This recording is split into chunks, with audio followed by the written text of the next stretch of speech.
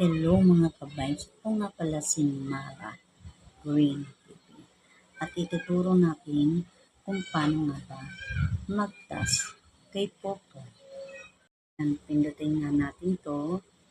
Ayan, nuksan na natin ang ating tayin lang natin bago natin siya i-skip.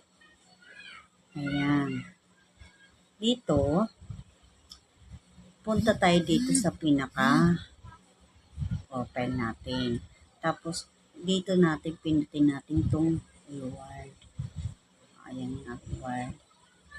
And then, dito, makikita mo, ayan nga, dahil nakapag-tasking na nga ako ng solo live, nakuha ko na yung 1,000 points. Ito naman makikita nyo na meron 2 hours at saka 1 hours. At may makukuha kang 800 points. Yan, pipindutin mo na ninyo